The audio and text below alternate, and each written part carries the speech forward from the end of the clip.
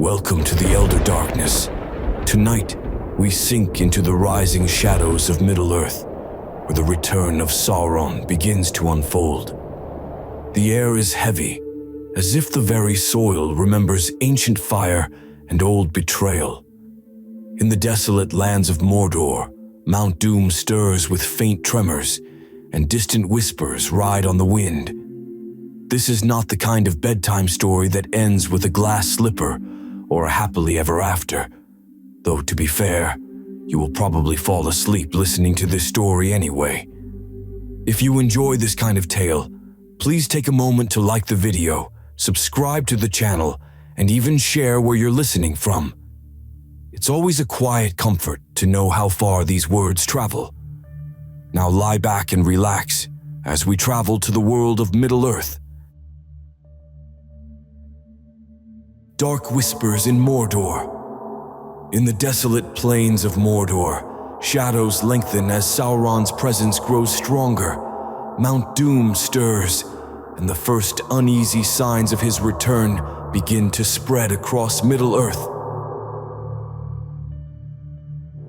The plains of Gorgoroth stretch endlessly, broken only by jagged rock and rivers of ash. At first, the silence feels like emptiness, but those who linger sense a hidden pulse. The Dark Lord may have been cast down at the end of the Second Age, yet his spirit never truly left. He bides his time, scattered like smoke, gathering himself until the shadows thicken. Slowly, a watchful presence knits itself back together in secret. He is not yet a towering form in black armor, but a force that seeps into stone, cloud, and fear itself. Travelers avoid these lands, though few remain who would dare enter. Orcs, long scattered, drift back in furtive bands, drawn by the old power like moths circling a candle. At first they huddle in caverns and ruins, but as the years pass their numbers grow. They sense his summons without words, hearing instead a thrumming call deep in their bones. Their speech turns again to talk of the Master. Some even claim to glimpse a lidless eye in their dreams, fiery and searching. Middle-earth historians still debate whether these visions were the first true sign of Sauron's renewed will, or whether fear itself wove the dream. Meanwhile, Mount Doom, known to the elves as Orodruin, trembles with faint unrest. Its peak, once cooled and quiet after Sauron's fall, now begins to exhale thin trails of smoke. Shepherds wandering too far east into Ithilien whisper of strange rumblings beneath the ground. One man claimed that his flock scattered violently one morning, bolting in every direction as the earth shook beneath their hooves. Naturally, nobody believed him. Sheep are not typically known as accurate seismologists, but word of the mountains stirring still passed from ear to ear. In Gondor, the stewards keep watch. The old fortress of Minas Ithil, perched like a pale guardian against Mordor's mountains, once held firm. Its white walls gleamed in the moonlight. Yet even there, unease grows. Strange shadows creep across the vale, and foul winds drift over the Ephel Dúath. Guards report hearing distant cries in the night, though no enemy is seen. One officer even admitted to waking with frost on his armor, despite a summer evening. The air was wrong, he muttered, shaking his head. That same fortress will one day fall to the ringwraiths and become Minas Morgul, but for now it stands uneasy. Beyond Mordor, the wider world carries on in half-forgetful peace. The Shire remains blissfully unaware, its hobbits far more concerned with pipeweed, second breakfast, and the local gossip about who is courting who. Yet even there, a faint unease begins to creep. Some hobbits mutter about shorter days or odd chills in the night. And though Gandalf often visits, laughing and lighting fireworks, his sharp eyes miss little. He knows the signs of a gathering storm. The true return begins not with armies, but with whispers.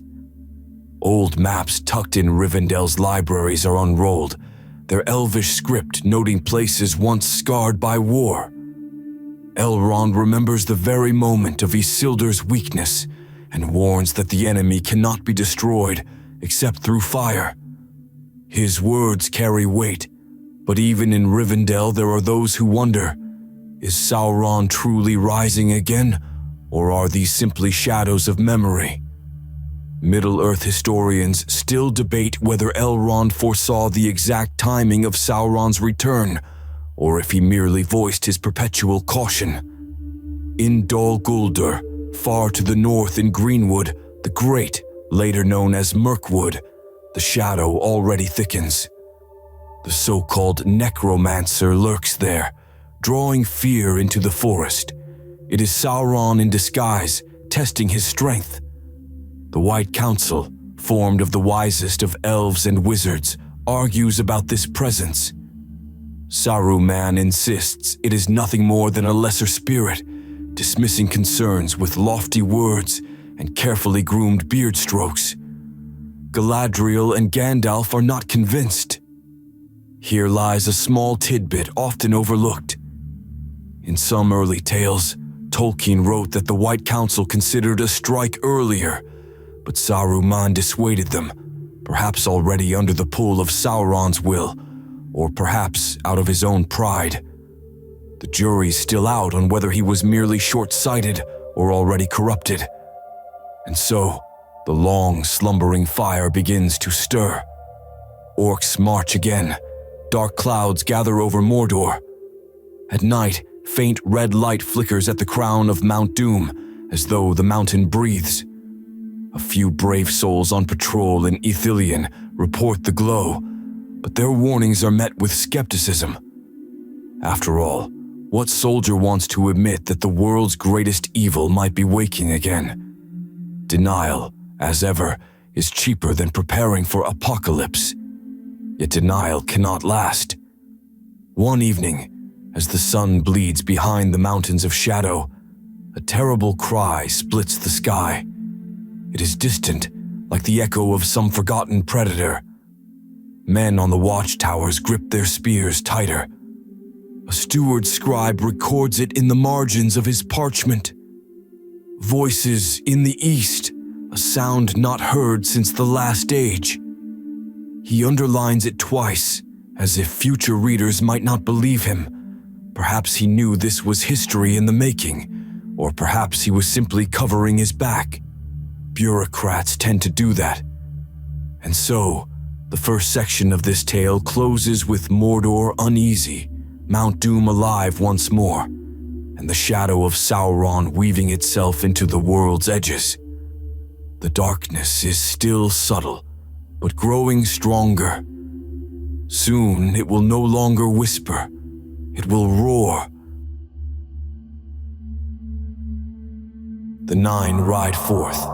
The ring wraiths awaken from their hidden slumber, their dreadful hunt renewed, as they sweep across the lands in search of the One Ring, leaving fear and ruin in their path. The tremors of Mount Doom spread outward like ripples in a pond, reaching beyond the black plains of Mordor. But fire alone cannot herald Sauron's return. He needs his servants, and none are more loyal or more terrifying than the Nine. Once kings of men, proud and ambitious, they are now nothing but shadows bound to his will. For long centuries they linger in secrecy, half-forgotten legends whispered only in taverns and among scholars who read too much. Yet now, in the dark quiet of the Third Age, they stir again. The ring wraiths do not wake all at once. Their essence lies tangled in shadow, bound to the One Ring's fate. When Sauron's spirit regains strength, they too are called forth. Slowly their forms take shape, cloaked riders, faceless, ageless, their voices like knives scraping against stone. Few dare to speak their names, for names have power. Instead, they are the Nazgul, the Black Riders, the 9 servants of Sauron. At first they ride unseen, cloaked by darkness. Farmers along the Anduin River report horses heard in the night, yet no tracks found in the morning. In one case, a small village wakes to find every dog in the hamlet howling madly at nothing, teeth bared toward the empty road. The villagers mutter about wolves, but no wolf leaves hoofprints. Middle-earth historians still debate whether these early sightings belong to actual Nazgul or to ordinary night riders whose legends grew taller with retelling. Yet the pattern is clear. The 9 are abroad again. Their first great mission in the Third Age comes with a singular purpose: to hunt the One Ring. Long lost after Isildur's death, the ring lies hidden, its whereabouts unknown even to Sauron. But whispers of its survival have reached his ears. It is not buried forever. It waits, like him. He unleashes the ring wraiths to find it, for only they can sense its presence, drawn to it as iron to a magnet. We know the most famous account of this hunt from Frodo's journey in The Lord of the Rings. The Black Riders stalk him across the Shire, sniffing the air, their hissing voices curling like smoke. Yet their search begins earlier, long before Frodo inherits the ring. They prowl across Rhovanion, ride south along the Anduin, and slip through forgotten paths into the west. Saruman, in his pride, believes they do not yet know the ring's true location. But Sauron's will sharpens their senses, guiding them closer with each passing season. One particularly quirky tidbit. In an early draft of Tolkien's work, the Black Riders were not mounted on terrifying black steeds, but on something closer to pale ghostly horses, almost skeletal, eerie white shapes against the dark. Tolkien later changed this, deciding that shadow and dread suited them better. Still, the image of 9 pale horsemen riding silently through the night is enough to haunt any dream, and one almost wonders what bedtime would be like if he had left that detail unchanged. Sleep would certainly come faster, or not at all. The 9 spread dread wherever they go. In Bree, the townsfolk whisper about tall, hooded men who ask too many questions. At the Prancing Pony, the innkeeper grows nervous when cloaked figures enter and never remove their hoods, never eat or drink, just sit in silence until midnight. The smell of iron lingers after they leave. Some say even the shadows on the wall lean closer when they pass. When Frodo finally encounters them, the dread becomes unforgettable. On Weathertop, 5 of the 9 attack him under the moonlight. Their blades gleam with Morgul venom, a sorcery so potent that even a scratch threatens to pull the victim into the Wraith world. Aragorn drives them off with fire, showing once again that sometimes the simplest weapon, flames on a stick, can hold back the darkest terror. It's almost comforting. If you can't fight evil with strength, you can always try waving a torch and yelling. But their true terror lies not in their swords, but in their presence. They strip courage from hearts, turning seasoned warriors into trembling wrecks. Horses bolt, birds fall silent, and even the wind seems to recoil when the Nazgul draw near. In Gondor's archives, there is a record of a soldier who never actually saw them, but collapsed from sheer terror when they passed. His commander wrote dryly in the margin, "A brave man, but one who met shadows poorly." You can almost hear the sarcasm in that ancient note. As their hunt continues, the 9 push westward. They cross rivers under moonlight, scour the Greenway, and whisper with servants of darkness in hidden corners. At one point, they even interrogate the gaffer in Hobbiton, demanding news of Baggins. The poor old hobbit, confused but stubborn, tells them nothing useful. Still, The fact that the ring wraiths ride into such a peaceful land marks a turning point. No corner of Middle-earth is untouched by Sauron's reach. Even Elrond's council at Rivendell recognizes the urgency. The ring cannot remain hidden any longer. It must be destroyed. Yet still, debate rages. Middle-earth historians still debate whether the Nazgul's first foray into the West was clumsy. After all, they failed to capture Frodo, or brilliantly terrifying, since their very appearance drove home the fact that war was unavoidable. Perhaps both. One detail often overlooked: the ring wraiths are not completely invincible. Their power waxes and wanes depending on Sauron's strength and their distance from him. On open ground far from Mordor, they can be driven back. But near their master, at the gates of Minas Morgul, or beneath the shadow of Barad-dûr, they are almost unstoppable. It's like the world's worst loyalty program: stay near headquarters, and your benefits include invincibility and free dread aura. By the time they reach the ford of Bruinen, the Nine are desperate. They chase Frodo across the river, black cloaks flaring, their screeches rising like knives in the wind. Then Elrond unleashes the river in fury, horses of white water crashing down upon them. For a time, the ring wraiths are swept away, their forms broken. But like Sauron himself, they cannot truly be destroyed. They regroup, reform, and ride again. And so, their endless hunt binds them ever closer to the Dark Lord. With the Nine abroad once more, Sauron's power is no longer rumor. It is felt in every trembling village and every watchtower staring east. The Nazgul are the heralds of war, and their riding is the surest sign that the dark fire of Mordor is awake. The world on edge. From Gondor's watchtowers to Rohan's plains, rumors of war ripple outward. Gandalf, Aragorn, and the free peoples grapple with the rising darkness, uncertain how soon Sauron will strike.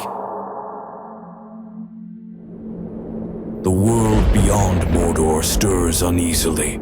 The Nine may ride forth, their cries echoing across hill and vale, but it is the ripples they leave in their wake that make kingdoms tremble. Gondor, proud and weary, feels the weight first.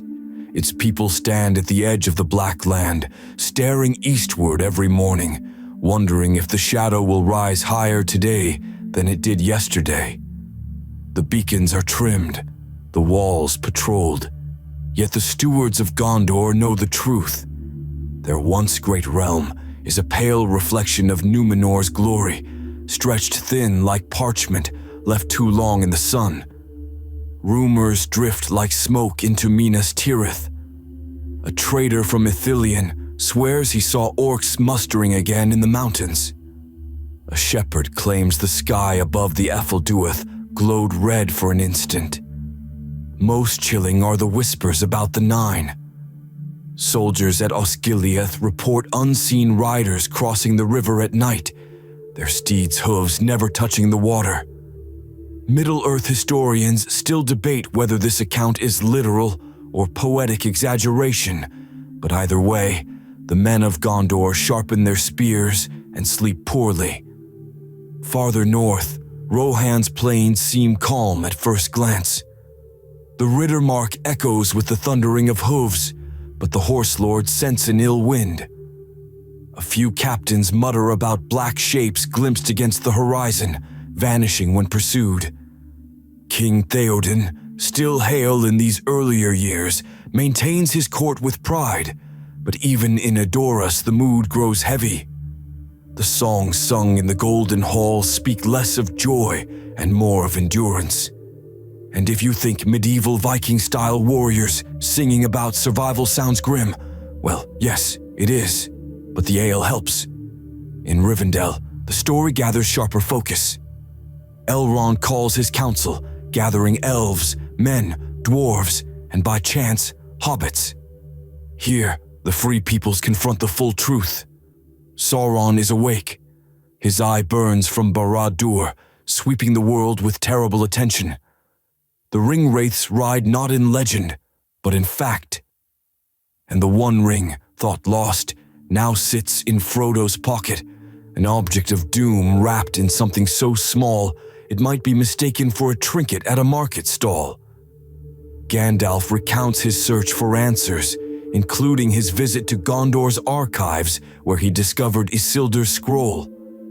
That moment, dusty, forgotten parchment rediscovered, might be the quietest yet most pivotal discovery in Middle-earth history. Yet even here, doubts linger.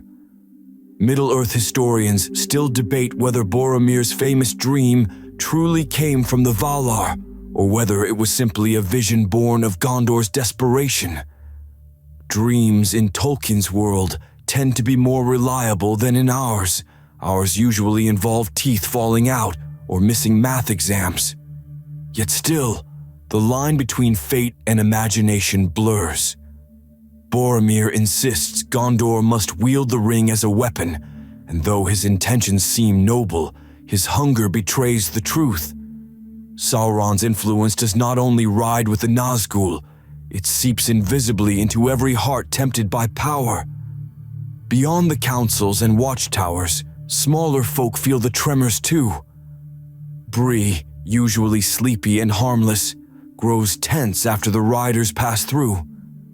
Hobbits there complain of sleepless nights, and the innkeeper Barlaman Butterbur nervously forgets important messages, though to be fair, he'd probably forget them anyway. In the Shire, whispers spread about outsiders looking for a Baggins. Even Gaffer Gamgee, stubborn as a tree root, admits that something wicked lingers near Hobbiton. It's the sort of gossip that normally would be shared over a pint, except now the pint doesn't taste quite as sweet. Meanwhile, Gandalf moves ceaselessly, striding from Shire to Gondor, always one step behind the ring wraiths, yet never losing hope. He senses the rising war, though he jokes often enough to keep the mood lighter. At one point, he remarks that hobbits prove sturdier than wizards ever guessed. This is one of those comments that sounds half playful, half prophetic. Remember how tall Gimli was? Not very. And yet, he stood taller in battle than many men. So too with hobbits, whose resilience continually surprises even the wisest. One curious tidbit. There's a record that the dwarves, though less central to this age's great war, noticed the shadow too. In the Blue Mountains, smiths reported strange cracks appearing in the stone. Some claimed they heard distant drums, though no army marched nearby. Was it imagination, paranoia, or Sauron's will reaching even under the earth? Middle-earth historians still debate whether this was coincidence or a true sign of his power stretching westward. Dwarves, of course, shrugged it off and kept hammering. Nothing short of an earthquake interrupts a good forge session. And so, the world teeters. Gondor braces for a storm it cannot hold alone. Rohan feels unease on the wind. Rivendell weighs hope against despair. Even the smallest villages sense that the comfortable rhythm of life is ending. No one can name the day, but all feel the hour creeping closer when Sauron's armies will march openly again. Above it all, Barad-dûr rises, its towers of black iron shimmering with malice, and within, the eye opens wider, ever searching, ever reaching. Its gaze sweeps across mountains and seas, searching for the ring, for resistance, for anything that might oppose it. To be noticed by that eye is to feel oneself laid bare, soul stripped of all defenses. It is no wonder men grow pale even speaking of it. Some say even the sun dims when the eye lingers too long on the world. The free peoples may still sing songs, raise banners, and pretend at normal life, But deep down they know the truth. The long peace of the watchful years is ending. The world is on edge, and war is no longer a distant memory. It is a shadow pressing against the door. War looms over Middle-earth. Armies muster, alliances strain, and the eye of Sauron blazes from Barad-dûr, signaling the dawn of open war that will test every corner of the free world. The eye of Sauron blazes from Barad-dûr, no longer a whisper in the dark, but a roaring beacon of malice. His will stretches far, binding orcs, trolls, and men of shadow into one rising tide. Where once Mordor lay in uneasy slumber, now its forges blaze without rest. Smoke pours into the sky, staining it red even at dawn. The dark fire has awakened, and the world begins to count the days until open war. Within Mordor, the orcs chant as they march, their guttural voices echoing through the barren land. Siege engines creak into being, massive wheels and cruel spikes gleaming in the firelight. Captains of Sauron, clad in black steel, test their blades upon chained prisoners. It is preparation not merely for battle, but for terror. For Sauron's armies do not seek only to conquer, they seek to unmake hope itself. Even the trolls, long thought slow and stupid, now fight with grim discipline under his command. Somewhere between terrifying and impressive, really. Beyond Mordor, allies gather in secret. The Easterlings muster their war hosts, spears glinting in endless rows. From the south, the Haradrim march with their colossal war elephants, Mumakil, whose very steps shake the earth. Tales drift into Gondor of black ships preparing in Umbar's harbors, corsairs sharpening cutlasses and singing cruel sea songs. It's the kind of multinational coalition nobody actually wants to face, especially before breakfast. The free people scramble to respond. Gondor reinforces Osgiliath, though the city is half ruin already, its bridges scarred by centuries of conflict. Faramir leads his rangers into Ithilien, striking shadows with quick precision, but always outnumbered. In Rohan, riders patrol ceaselessly, though their king grows weary under the slow poison of Wormtongue's whispers. Theoden's strength wanes, a reminder that Sauron's war is fought not only with swords, but with despair. In the north, elves of Lorien and Rivendell tighten their borders. Galadriel's mirror shows visions of dark futures, armies swarming like ants, cities aflame, the Shire trampled under iron boots. Whether these are certainties or warnings, even Middle-earth historians still debate. Some argue the visions are glimpses of possibility. Others claim they are inevitable unless fate is changed. Either way, the elves gird themselves for a fight they know may be their last. The ring itself remains the crux. While the Nazgûl scour the lands and armies gather, Frodo and Sam slip quietly toward Mordor, carrying the smallest yet greatest burden. Every movement of theirs shapes the war more than any army's march. Gandalf knows this, as does Aragorn, who begins to accept the weight of kingship upon his shoulders. At Helm's Deep, at Pelennor Fields, and beyond, he will stand against the tide. But even he admits that without the ring's destruction, all is for nothing. Scholars often wonder, did Sauron truly underestimate hobbits, or did he simply fail to comprehend them at all? Middle-earth historians still debate whether his downfall was pride, assuming only great powers mattered, or blindness to the resilience of the small. Either way, it's a classic case of never ignore the underdog, especially when the underdog has friends with swords, bows, and one very cranky wizard. As war looms, Mordor's sky thickens with smoke, blotting stars and dimming the moon. To the west, Gondor's beacons stand ready, each tower a candle waiting to flare. The tension is unbearable, like the long intake of breath before a shout. Sauron's gaze turns everywhere at once, his eye restless, searching for the ring, for resistance, for hope to stamp out. The drums beat louder, the ground quakes more often. War is no longer rumor, it is here. And so the stage is set, armies drawn, alliances tested, the fate of Middle-earth hanging by a thread. The Dark Lord has returned, and his fire burns brighter than ever.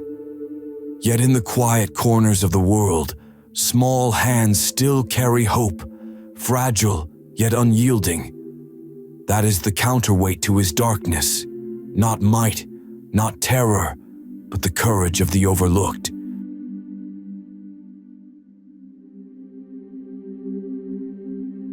The fires of Mordor rage, but now let us soften the tale. The armies, though vast, recede into the distance. The harsh clang of forges fades into a low hum, like distant thunder rolling across empty plains. Picture instead the quiet of starlight on Lothlorien's leaves, silver drifting over still water. The air cools, the shadows grow calm, and the weight of war lightens as if held at bay. In this gentler space, the Nazgul's cries dissolve, leaving only the steady hush of wind in the grass. Gondor's towers no longer tremble. Instead, their stones gleam softly beneath the moon. Even the eye of Sauron dims in memory, shrinking from a blazing inferno to a faint ember, one that cannot touch you here. Your breathing slows with the rhythm of the land, a steady current carrying you deeper into rest. The road to Mordor may be long, the burdens heavy, but tonight they are set aside. The world narrows to peace, cool air, quiet stars, and the comfort of knowing that even in shadow, light waits to rise again. So drift gently, as Middle-earth itself drifts into dream. Let the weight of the tale dissolve, leaving only calm. Sleep comes like a soft tide, steady and certain. You are safe, you are at rest, and the darkness for now is far away,